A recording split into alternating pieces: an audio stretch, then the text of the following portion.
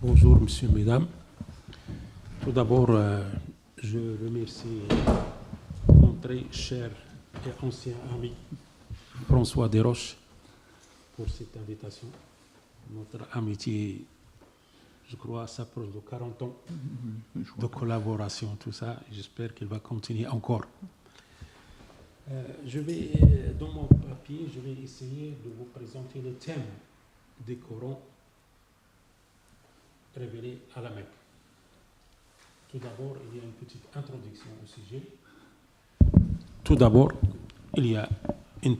introduction au sujet.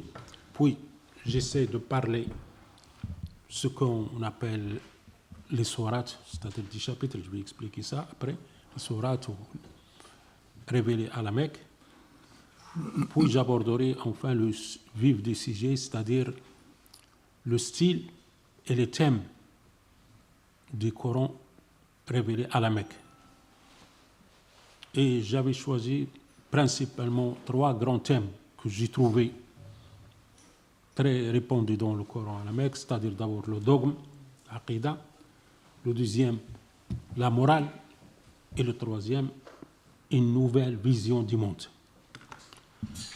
Le Coran, selon le Coran lui-même, est la révélation de Dieu au prophète Mohammed. Parlant de son origine, le Coran dit, je cite, c'est une révélation émanant du Seigneur de l'univers. La sourate 56 et l'aya 80. Dans le Coran, il y a les chapitres qu'on appelle les sourates et il y a des petites phrases que normalement on traduit en français versets, mais moi j'utilise un autre terme qui est cité dans le Coran, c'est sin, ayat. Donc, le Coran étant la dernière révélation, s'inscrit dans la continuité des révélations connues dans le passé et consignées dans les grandes religions monothéistes. Le Coran se présente aussi comme c'est une continuité des livres déjà anciens révélés. On trouve donc un contenu rappelant les éléments mentionnés dans les autres livres, tels que la croyance en un Dieu unique, les origines de la création de l'univers et de la nature, la création de l'homme et de son rôle sur la terre, les prophètes et leur mission. Aussi, le Coran se décrit la fonction de dépassement par rapport aux autres livres, c'est-à-dire la relation qui existe entre le Coran et les autres livres, 2 choses. D'abord, elle reprend ce qui est dans les anciens livres, parfois il les corrige, mais il y a une autre fonction, c'est le dépassement de ces, comme étant la dernière révélation, le dépassement de ces livres. Je cite le Sourate 5, Aya 48. Et sur toi, Mohammed, nous avons fait descendre le livre, c'est-à-dire le Coran, avec la vérité pour confirmer le livre, les anciens livres, qui était là avant lui et pour prévaloir sur lui, une sorte de prévalence sur les anciens livres. Le Coran est révélé au prophète. Maintenant, je vais essayer de présenter un peu ce que ça veut dire les sourates à la Mecque, révélées à la Mecque, ou les sourates mécoises, ou le Coran mécois. Le Coran est révélé au prophète sur une durée de 23 ans. Ce n'est pas un livre qui est révélé en bloc, mais pendant toute une période de 23 ans. Le Coran, c'est à l'âge de 40 ans, à la Mecque, que Mohammed reçoit la première révélation où il se voit confier la mission du prophète. Mohammed a passé toute sa grande partie à la Mecque. 40 ans avant la révélation, 13 ans quand il fait nommer, 13 ans, et après, il va immigrer à Médine où il va passer 10 ans. Et donc, une grande partie et même certains disent 80% des versets des sourates sont révélés à la Mecque. Sa mission, c'est-à-dire du prophète, sera comme le signale au Coran d'enseigner le livre, c'est-à-dire le Coran, la sagesse, d'éduquer les individus, hommes et femmes, et proposer un cadre de vie fondé sur le respect, la dignité et la justice entre les hommes. À 53 ans, suite aux persécutions des notables de la Mecque, le prophète et les premiers musulmans quittent la Mecque et trouvent asile et refuge à Médine. Ça, c'est un événement important dans l'histoire de l'islam. Ça s'appelle la hijra, l'immigration. Et c'est à partir de cet événement que les sourates et le Coran qui a été révélé avant s'appelle le Coran mécois, et celui qui est révélé après à Médine s'appelle le Coran médinois, ou les sourates médinois. Cet événement, la hijra, marque le point de départ de la datation des calendriers musulmans. On parle donc des calendriers hijriens. Les musulmans ne vont pas choisir la naissance des prophètes comme point de départ pour leur calendrier, mais un événement qu'ils considèrent comme naissance d'une nouvelle communauté. Cet événement constitue un moment fondamental entre deux étapes différentes de l'histoire de l'islam, une étape mécoise et une étape médinoise. La révélation du Coran s'effectue donc dans un premier temps dans une période de 13 ans. Parce qu'arrivé à 40 ans à la Mecque, c'est là où le prophète fait proclamer prophète. Et donc pendant 13 ans, les sourates et les versets sont révélés à la Mecque, et ces sourates et ce Coran, on appelle les sourates ou le Coran mécois. Puis à Médine, c'est-à-dire pendant 10 ans après, les sourates et le Coran révélé, on l'appellera les sourates ou le Coran médinois. Et il diffère des styles et des thèmes, ce qu'on va aborder après. Quels sont les styles et les thèmes de la révélation du Coran à la Mecque et à Médine? Je vais passer en bref les sourates révélées à Médine, parce que ce n'est pas notre sujet aujourd'hui, mais je citais quelques exemples. Les sourates révélées à Médine, contrairement à celles révélées à la Mecque, diffèrent au niveau de leur forme et de leur fond, puisque Médine accueille une nouvelle communauté religieuse, la première communauté musulmane. Ces sourates du Coran de Médine se distinguent par des expressions telles que « Ô vous les croyants », parce qu'il y a une société qui vient de naître, une communauté de croyants musulmans. Et donc le Coran s'adresse à eux toujours avec « Ô croyants ». Ces sourates se caractérisent par des longues phrases, par leur exposé détaillé des différentes règles juridiques liées à la pratique religieuse et aux relations humaines, mariage, famille, commerce, ainsi de suite. Ou encore par l'établissement des différentes règles de vie à Médine et avec les autres tribus d'Arabie. À la Mecque, c'est-à-dire maintenant on va revenir en arrière, c'est-à-dire pour parler des sourates et des versets de la Mecque, le Coran interagit avec dans un autre contexte. Comme c'est le dernier message, le Coran s'universalise, s'adresse à toute l'humanité, quelles que soient ses couleurs et ses religions. En général, dans les ayats et les sourates révélées à la Mecque, le discours coranique utilise la formule « Ya ayyuhan nas » « Ô vous les gens ». Le terme « an-nas » ou les gens englobe masculin et féminin. Les Arabes, les musulmans, les Juifs, les chrétiens, les polythéistes et l'humanité tout entière. Je cite quelques ayats typiques à la Mecque. Sourate 2, l'ayat 21. Ô vous les gens, adorez votre Seigneur qui vous a créé, vous et ceux qui vous ont précédés, ainsi atteindriez-vous la piété. Un autre sourate et ayah 58 Al-A'raf dit aux gens, je suis le messager d'Allah pour vous tous.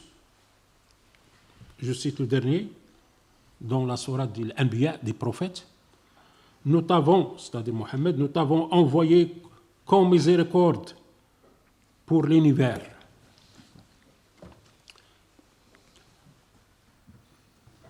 Maintenant, ça, après faire la différence entre les sourates mécoises et les sourates médinoises. Les sourates mécoises, ce sont les sourates révélées à la Mecque avant l'immigration, c'est-à-dire à l'âge de 53.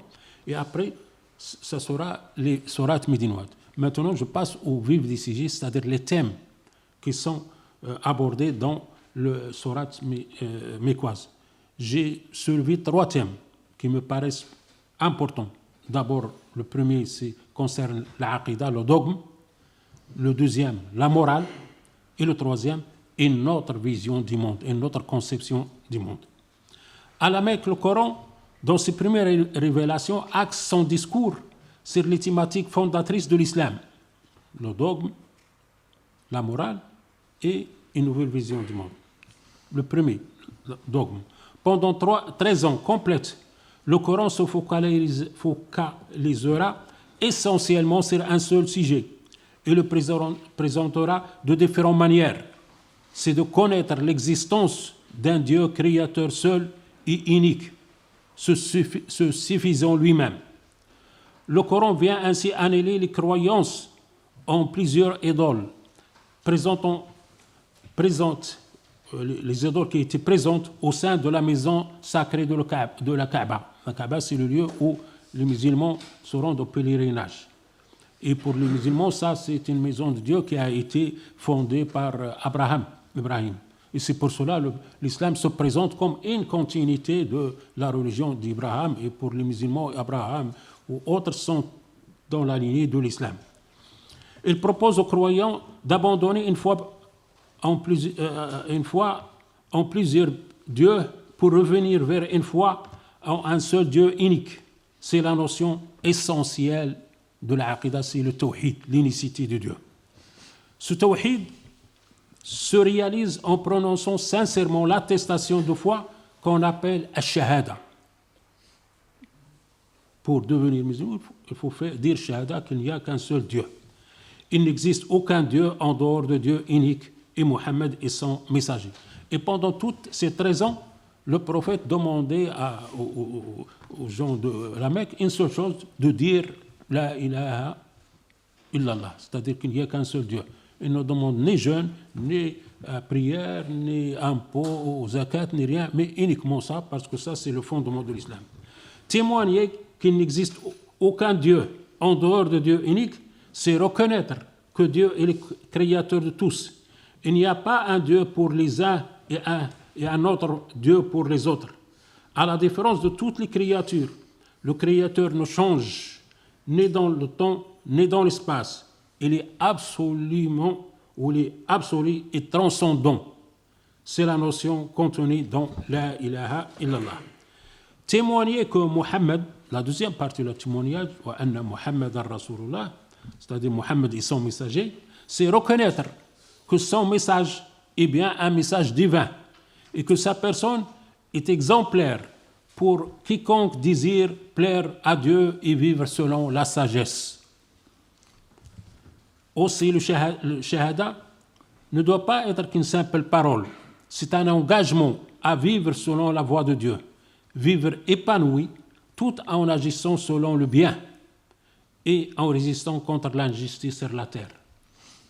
Cette formule n'est pas qu'un simple principe théorique, religieux ou théologique. Comme l'explique Al-Farouqi, ce principe inspire et oriente tous les aspects de la vie personnelle et collective des musulmans. Je cite Farouqi, parfois toute une culture, toute une civilisation ou toute une histoire peut être comprimée en une seule phrase. Ceci est très certainement le cas de la kalima, c'est-à-dire la déclaration de la shahada. Toute la diversité, la richesse, l'histoire, la culture, le savoir, la sagesse et la civilisation de l'islam sont résumés dans la plus courte des phrases. La ilaha illallah. Il n'existe aucun Dieu en dehors de Dieu unique. En d'autres termes, le tawhid est une vision globale et générale de la réalité, de la vérité, du monde, de l'espace et du temps, de l'histoire et de la destinée humaine. D'autres points des dogmes sont abordés dans les sourates révélées à la Mecque concernant l'aqidah, la théologie. Ils occupent une place toute importante que celle du tawhid, car ils sont directement liés au premier principe de la shahada. Ces points sont par exemple la croyance aux anges, l'ange Gabriel ou autres, aux livres révélés, c'est-à-dire les livres anciens, la Tourate, l'Évangile, les psaumes, les feuillets d'Abraham. Croire à tous les prophètes sans aucune distinction, dont une vingtaine sont mentionnés dans le Coran. Et quelques sourates portent leur nom, quelques sourates dans le Coran portent le nom de ces prophètes. La sourate 10, Jonas, Yunus. La sourate 11, Hud. La sourate 12, Youssouf. La sourate 14, Abraham ou Ibrahim. La sourate 19, que notre ami François Desroches va en parler à la fin de ce colloque, c'est Maryam, Marie. La sourate 71, Noé, Noé. Même il y a par exemple la sourate sur la famille Imran de Marie, c'est la sourate 13. Donc l'islam insiste sur l'obligation de croire à tous ces prophètes, tout comme le croyant croit que Mohammed est un prophète. En islam, quelqu'un qui ne croit pas à un de ces prophètes, il n'est plus musulman. Toutes les prophéties, il doit les croire comme on croit à Mohammed, à même égal. Il y a aussi la croyance au jour dernier et des destins. Donc, ça c'est la première thématique, c'est la aqidah, le dogme. Le deuxième thématique,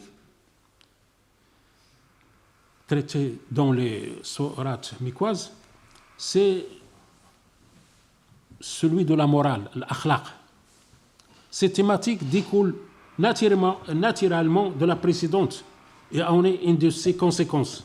L'engagement à vivre de façon morale est la suite logique de la reconnaissance de la réalité de Dieu. C'est pourquoi le Coran combine systématiquement le fait de reconnaître la réalité de Dieu et le devoir d'agir selon la morale. Comme dans quelques exemples. Je donne quelques exemples. Sourate 16, c'est les abeilles, Nahl. L'ayat 90-91. En vérité, Dieu ordonne l'équité, l'excellence morale et la générosité envers les proches. Il interdit la bassesse morale, les mauvaises actions et la tyrannie. Dieu vous encourage ainsi pour vous amener à réfléchir. Soyez fidèles au pacte de Dieu lorsque vous l'avez conclu. Ne rompez pas les promesses après les avoir faites solennellement, en prenant Dieu comme garant contre vous. Le Sourate 6, l'ayat 151, Dieu dit-leur, c'est-à-dire Mohammed dit aux gens, venez donc, je vous récite ce que Dieu vous interdit. Ne lui associez rien, le dogme, l'aqidah. Traitez vos parents et mères avec bonté. Ne tuez pas vos enfants par peur de la pauvreté. Nous assurons votre subsistance ainsi que la leur. Éloignez-vous de la bassesse morale, quelle que soit apparente ou cachée. Ne tuez personne, car Dieu a rendu sacrée la personne humaine, sauf dans l'exercice d'un droit juste. Voilà ce que Dieu vous prescrit, peut-être raisonnez-vous. Le troisième thème, enfin je clôture avec ce troisième, je n'ai pas encore dépassé le temps, voilà, c'est une autre vision du monde. ou on peut appeler un autre paradigme qui vient de naître.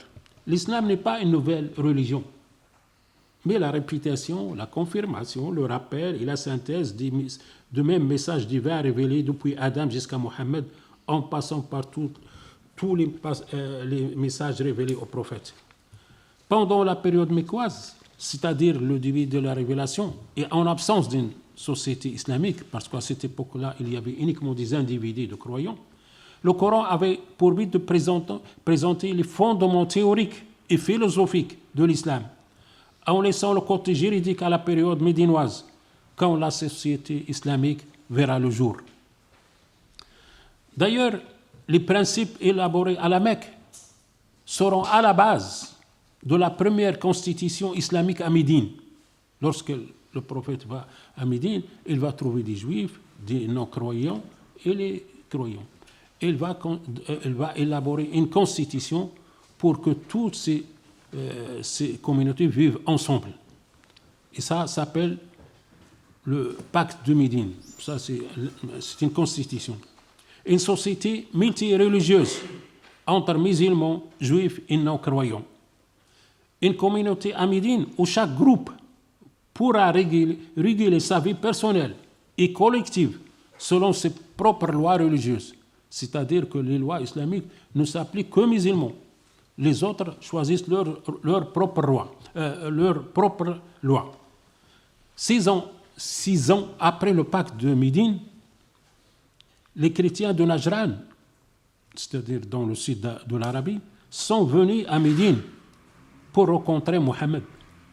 Ils furent bien accueillis et plus tard, les califes qui succèdent au prophète accordent le même statut, c'est-à-dire qu'une communauté multireligieuse, chacun vivre selon ses propres lois, accordèrent le même statut, c'est-à-dire de pouvoir vivre librement sa religion comme cela était préconisé dans le pacte Médine.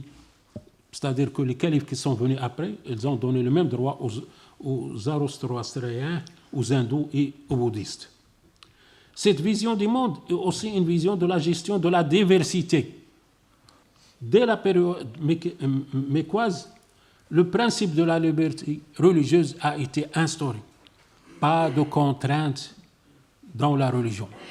Pas de contraintes dans la religion. Désormais, le bon chemin se distingue de l'égarement. Cette vision demande aussi une vision de l'esprit de la dignité humaine. Nous avons honoré les fils d'Adam, Surat Isra, l'aya 70. Nous avons honoré les fils d'Adam. Nous les avons transportés sur terre et sur mer. Nous leur avons dispensé de nos meilleures nourritures et les avons manifestement privilégiés par rapport à nombre de nos créatures. Pour combler l'homme et lui permettre de réaliser sa mission, Dieu a mis à sa disposition les cieux, la terre, ce que le Coran appelle at-taskhir. Parce que dans le Coran mécois, le but des humains est adorer Dieu. Et l'adoration, c'est un mot global qui englobe tous les actes de bien. Et l'un des actes les plus nobles d'adoration, c'est établir la civilisation sur la terre. C'est pour cela que le Coran emploie ce mot at-taskhir, c'est-à-dire que le Dieu a mis à la disposition des humains la terre, les ciels, tout ça, afin qu'ils élaborent la civilisation. Dans Surat Luqman, ne voyez pas que Dieu a mis à votre service tout ce qui est dans les cieux et sur la terre, et qu'il vous a prodigué si bien fait et aussi bien apparente que cachée. Cette vision du monde est aussi une vision de responsabilité individuelle. Chaque âme est responsable de ce qui lui incombe. Aucune n'est chargée de porter la responsabilité des fautes de l'autre. Puis vous ferez retour vers votre maître il vous informera sur l'objet de vos différends. C'est-à-dire, ce verset, cette ayah, il instaure la responsabilité individuelle. Si quelqu'un, par exemple, commet quelque chose de répréhensible, c'est lui qui est responsable, ce n'est pas sa famille ou sa tribu, tout ça. Et ainsi de suite. Voilà, je finis avec ça. J'espère que ça c'était un peu bien clair, malgré que j'ai un peu pour bien. Donc. Merci beaucoup.